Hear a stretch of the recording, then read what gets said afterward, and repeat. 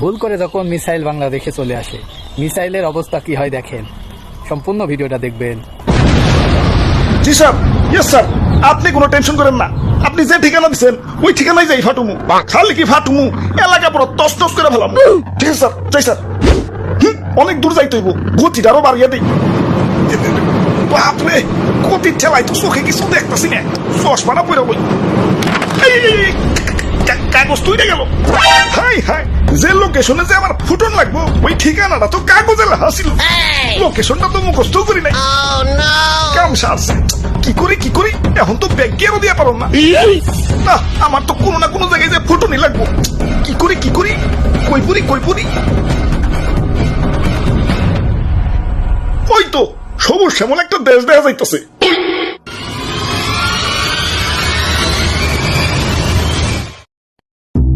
ভাই যাইতে দেন ভাই, দেরি হয়ে যাইতাছে। আব্বে হালায়, তুমি কোন আইসো দেখছো?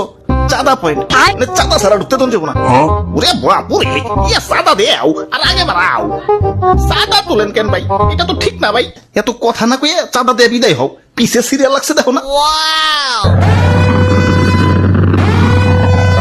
আরে আরে, খারাও তো তাড়াহুড়া গেলা। ওই আমার পথ আটকেও না, আমার একটু সামনে গিয়া ফুটতে হইব। কিন্তু সামনে যাইতে হলে যে চাঁদা দেওয়া লাগবো। এই চাঁদা হবাই চাঁদা, এই রাস্তা দিয়ে যেই যাইবো তারই চাঁদা দিতে হইব। হ্যাঁ, আপনার চাঁদা দাদা 150 টাকা। 150 টাকা? এই আমার কাছে কোনো টাকা নাই। টেকা না থাকলে তো যাইতে দেন যাবো না।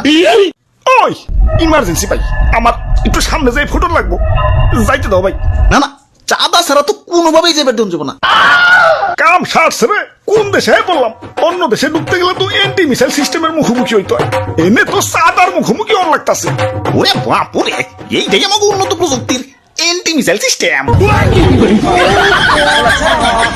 আরে ভাই বুঝতাছো না, ইমার্জেন্সি ভাই, আমার সামনে যে ফুটন লাগবো। বিশ্বাস করো ভাই, আমি তোমাকে দেশে ঢুকতাম না ভাই। খালি যে টার্গেটে যে আমার ফুটন লাগবো ওই ঠিকানাটাই হারিয়ে ফেলাইছে। এখন এটাই আমার জীবন। লঞ্চ করার পর আমার ফুটনই লাগবো, যাইতে দাও ভাই। যাও না করছে কেলা, চাঁদা দিয়ে জেনে মনে হয় হেনে যায় ফুটোগা। খালি শপিং মলটা বাদ দিয়ে, কারণ বাঙালি 99% এখন শপিং মলেই। ওরে বাপুরে, ইয়া চাঁদা দেও আর আগে বাড়াও।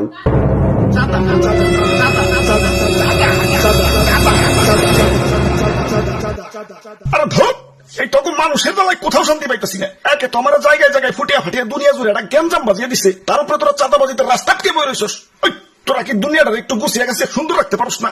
দুনিয়াটা তো টগই নাকি? তোরাই তো থাকোস, একটু মিলামিশা থাকুন যায় না? লোভ, হিংসা, ক্রোধ, ক্ষমতা তখন তো দিন দিন মানুষ বানিয়ে দিতেছে। আরে আমার ভাবতেও অবাক লাগে, এই মানুষ আমারে বানাইছে তখন নিজেকেই ধ্বংস করার জন্য। কিছু মানুষের রাজনীতিক ঝগড়া আর ক্ষমতার লোভ শাস্তি